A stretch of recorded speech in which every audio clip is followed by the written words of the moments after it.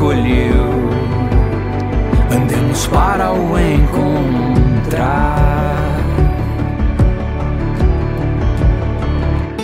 E então vamos cantar, voltando ao eterno lar, pela estrada que nos conduz, vivendo no seu amor. Quando o coração estiver... Parte da jornada é o fim. Toda jornada tem um destino final, um lugar que nós almejamos chegar. Pense comigo, por exemplo, na imagem de um maratonista. O objetivo de um maratonista é chegar na linha de chegada. E é para lá que seus olhos se voltam, é para lá que o seu foco está concentrado. O objetivo de um alpinista é chegar ao topo da montanha, e é para lá que seus olhos se voltam constantemente, porque ele deseja chegar lá. Quando fazemos uma viagem, o nosso objetivo é chegar ao nosso local de destino, e os nossos olhos e o desejo do nosso coração é chegar onde nós planejamos chegar. Essa série Playlist do Deserto nos lembra que cada um de nós, como discípulos de Jesus, também estamos em uma jornada que tem um destino final, que tem um lugar onde nós vamos chegar. E essas canções do deserto, de um povo que peregrinava no grande mar de areia para chegar a Jerusalém e se encontrar com Deus, são canções que lembram a mim e a você, para onde os nossos olhos devem estar voltados. São canções que direcionam nossos olhos e o nosso coração para onde Deus está conduzindo a mim e a sua vida. Ele está nos conduzindo para o seu reino eterno. É para lá que Ele direciona o nosso coração. E é para lá que os nossos olhos devem estar voltados. Como diz certo escritor, nossos pés devem estar no chão, mas nossos olhos voltados para a eternidade. Essas músicas dos peregrinos nos lembram aquilo que o escritor de Hebreus fala em sua carta. Portanto, também nós, uma vez que estamos rodeados por tão grande nuvem de testemunhas, livremo-nos de tudo que nos atrapalha, livremo-nos do pecado que nos envolve e corramos com perseverança a corrida que nos é proposta, tendo os nossos olhos fitos em Jesus, voltados para Jesus, autor e consumador da nossa fé, tendo nossos olhos fitos, voltados para Jesus, porque é como Ele que nós seremos e é com Ele que nós viveremos.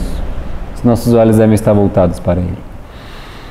A canção que vamos conversar hoje nos lembra para onde o nosso olhar deve estar voltado constantemente. Porque numa jornada o nosso olhar precisa estar voltado para algum lugar. No Salmo de número 120, que nós já conversamos, o olhar do peregrino é um olhar de lamento para o ambiente que ele vive. Um olhar de insatisfação por causa da maldade ao seu redor.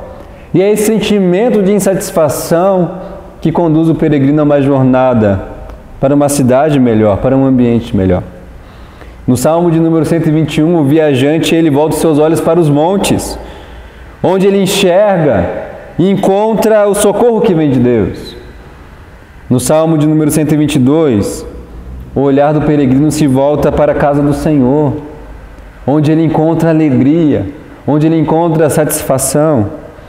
E a canção de hoje, canção do Salmo 123, direciona o nosso olhar para o próprio Deus. E é para Deus que nossos olhos devem estar sempre voltados. Porque Deus não é apenas o nosso objetivo final com quem nós habitaremos. É Ele quem direciona a minha e a sua jornada. E a música do Salmo 123 nos diz o seguinte: para Ti levanto os meus olhos, a Ti que ocupa o Teu trono nos céus. Assim como os olhos dos servos estão atentos à mão de seu senhor, e como os olhos das servas estão atentos à mão de sua senhora, também os nossos olhos estão atentos ao Senhor, ao nosso Deus, esperando que Ele tenha misericórdia de nós. Misericórdia, Senhor. Tem misericórdia de nós. Já estamos cansados de tanto desprezo.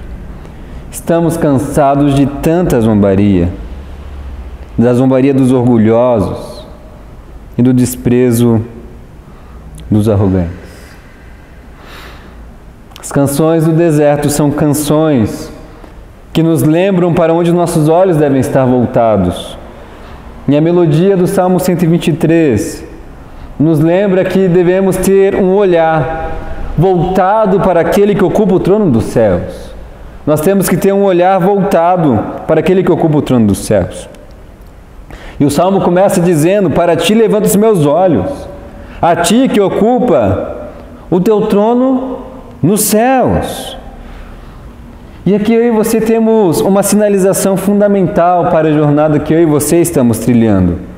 A consciência de onde nós estamos e a consciência de onde Deus está. Nós somos aqueles que habitam a terra e que precisam elevar os olhos para aquele que não apenas habita nos céus, mas que reina e governa todas as coisas a partir de lá. Esse reconhecimento de que Deus ocupa o teu trono nos céus não significa que Ele habita geograficamente em algum lugar no céu, mas é o reconhecimento de que Ele está acima de nós, que Ele é superior a nós, que o seu reinado é superior a qualquer reino deste mundo e que Ele deve ser reconhecido como tal, como Deus, como superior, como acima de nós. Nós olhamos Deus de baixo para cima. Nós precisamos elevar os nossos olhos, levantar os nossos olhos para enxergar Deus. E essa ordem não pode ser invertida de forma alguma. Jesus é aquele que aproxima o Pai de nós. Ele traz Deus para perto. Ele traz Deus para a intimidade. Mas ao mesmo tempo, quando Jesus nos ensina a orar, Ele nos ensina a orar dizendo o quê? Pai nosso. Pai da nossa intimidade, mas Pai que está nos céus. Pai que é amoroso e íntimo, mas que ao mesmo tempo está acima de nós e que é superior a nós. Mas quantas vezes eu e você somos tentados a inverter essa ordem, não é verdade? Quantas vezes olhamos Deus não de baixo para cima, mas de cima para baixo? E nós fazemos isso todas as vezes que queremos que a nossa vontade seja feita. Fazemos isso todas as vezes que tentamos barganhar com Deus, para Ele fazer aquilo que nós queremos. Fazemos isso todas as vezes que tratamos Deus como servo e não como o Senhor que Ele é. Nós somos tentados constantemente a inverter essa ordem, de olhar Deus não de baixo para cima, mas de cima para baixo. Mas voltar o nosso olhar para aquele que ocupa o trono dos céus implica não apenas em reconhecer quem Ele é, mas reconhecer quem somos nós nessa jornada. Quem sou eu e quem é você nessa jornada? Nós somos servos. Nós somos súditos daquele que reina. Isso é fundamental para mim e para a sua jornada. Aqueles que estão trilhando a jornada rumo ao reino celestial, rumo ao reino eterno, eles precisam ter a consciência de quem eles são. E nós somos servos, súditos daquele que ocupa o seu trono nos céus. Eugene Peterson, em seu livro Uma Longa Obediência e uma Mesma Direção, ele diz o seguinte: as Escrituras não nos apresentam um Deus funcional, que nos ajudará a sair de emboscadas, ou um Deus de entretenimento que aliviará as horas de tédio. É-nos apresentado o Deus do Êxodo e da Páscoa, o Deus do Sinai e do Calvário. Se quisermos ver Deus do modo como Ele realmente é, precisamos fazer a partir de seus critérios. Precisamos olhar Deus a partir do seu local de autoridade. Precisamos olhar para a Bíblia e para Jesus Cristo. Precisamos olhar para a Bíblia e para Jesus Cristo. E quando nós olhamos para a Bíblia e quando nós olhamos para Jesus, nós vemos um Deus íntimo. Nos é apresentado um Deus que nos ama, mas que está acima de nós. Um Deus que nos chama de amigos, mas que deve ser temido e reverenciado. E na nossa jornada essa ordem não pode ser invertida. Porque um dia aqueles que tentaram inverter essa ordem no jardim conhecido como Éden, eles sofreram consequências que se estendem para nós até hoje. Essa ordem não pode ser invertida. Ao mesmo tempo, reconhecer que Deus habita e tem seu trono nos céus, não apenas nos ensina a reconhecê-lo como aquele que está acima de nós e que deve ser temido pelo seu poder e pela sua grandeza, mas nos ensina também que quando não nos restar nenhuma fagulha de esperança aqui na terra, quando a dor e o sofrimento parecerem nos engolir, o poder de Deus permanece no céu em perfeição incomparável. Nunca nos faltará auxílio, porque as circunstâncias da minha e da sua vida podem mudar. As dores e o sofrimento da nossa vida podem parecer nos engolir, mas quando nós elevamos os nossos olhos para o céu, nós vemos um Deus que não é afetado pelas circunstâncias, um Deus que permanece o mesmo ontem, hoje e sempre. E podemos ter a certeza de que nunca vai nos faltar esperança quando nós elevamos os nossos olhos para o céu, porque o nosso Deus, Ele permanece o mesmo, e se Deus permanece o mesmo, existe esperança e nunca vai nos faltar auxílio. Nós elevamos os nossos olhos para aquele que permanece o mesmo e não pode ser afetado por nenhuma circunstância da nossa vida, porque aquilo que parece grande demais para nós não é nem um pouco grande para Deus. E esse ato de elevar os nossos olhos para o céu é um ato de esperança, de saber que as nossas circunstâncias não são maiores do que o nosso Deus, e que Ele está conosco na jornada. É esse Deus que conduz a minha e a sua vida. Isso é consolador para nós. Porque quando a jornada parece ser insuportável, nós elevamos nossos olhos para o céu e lembramos daquele que está conduzindo a minha e a sua vida. E sabemos então, e temos esperança de que Ele vai nos conduzir até o fim.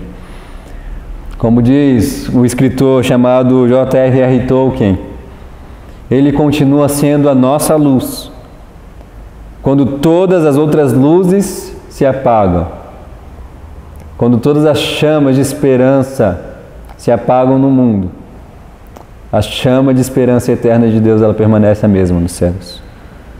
Então, na nossa jornada, eu e você precisamos constantemente voltar o nosso olhar para aquele que ocupa o seu trono nos céus, para nos lembrar de quem nós somos, para nos lembrar de que Deus permanece o mesmo, independente das coisas que acontecem na minha e na sua vida. Então, as canções dos desertos são canções que nos lembram para onde os nossos olhos devem estar voltados constantemente. E a melodia do Salmo 123 nos lembra que devemos ter também um olhar atento para as mãos do Senhor. O Salmo continua no verso 2.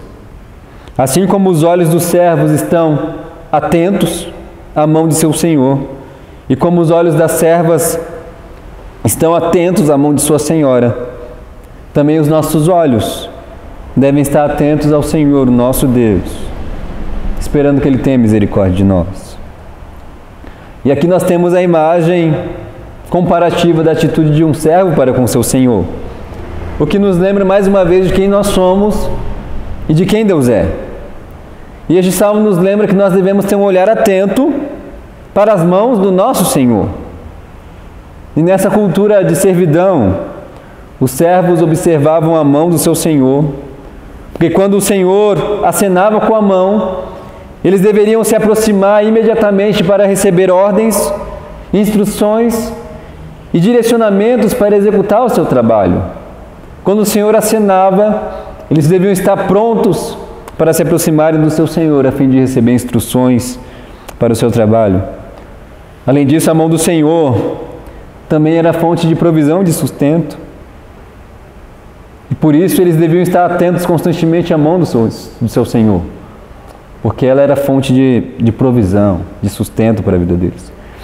Nas Escrituras, a expressão "a mão do Senhor" está sempre relacionada ao poder de Deus e ao auxílio divino em favor do seu povo, ao auxílio divino em nosso favor.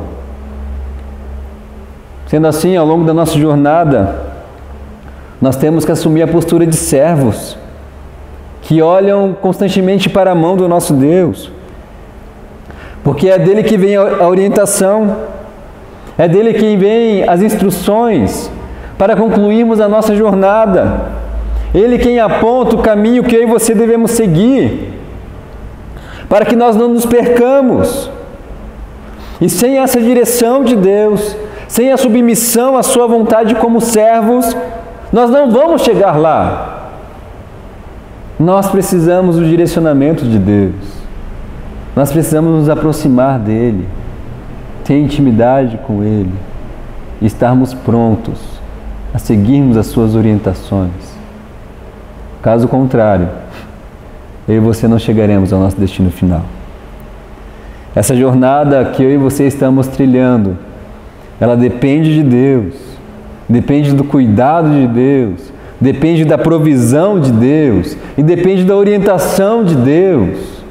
Essa jornada depende exclusivamente de Deus orientando a minha e a sua vida. Isso significa que eu e você devemos nos render ao que Ele diz, nos render à sua vontade, assim como os servos se rendem à vontade do seu Senhor. Mas Deus não é um Senhor tirano, que impõe a sua vontade a todo custo. Isso precisa ficar muito claro para nós. Afinal, o Salmo deixa muito claro que os peregrinos esperam no Senhor.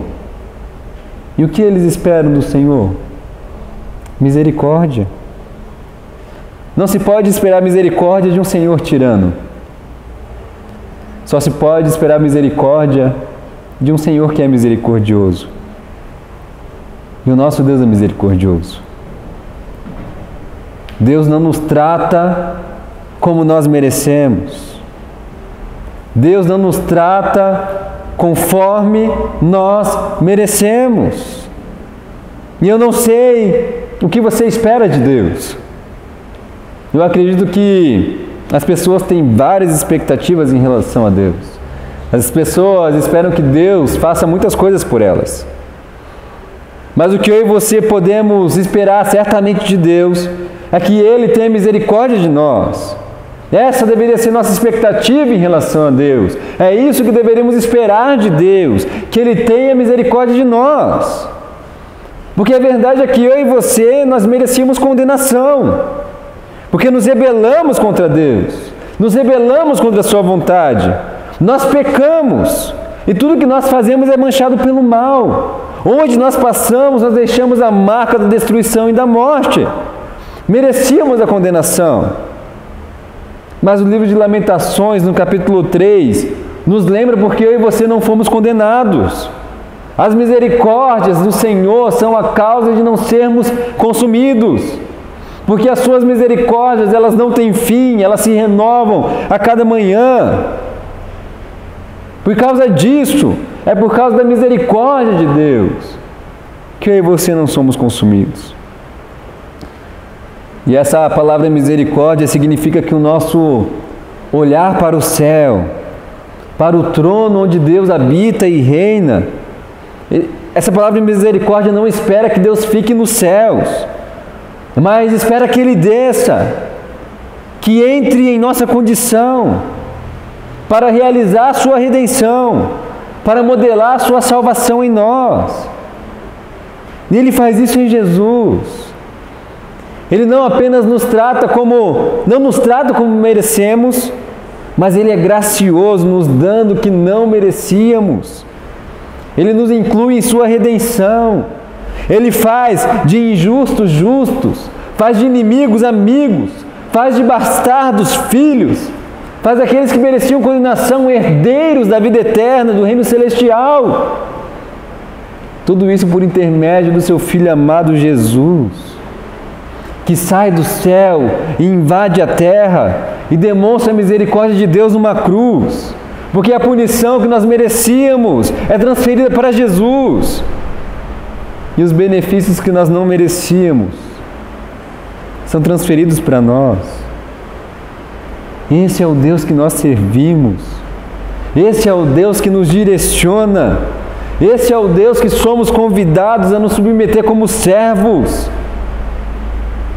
Eu não sei o que você espera de Deus, mas eu sei o que você pode esperar dele.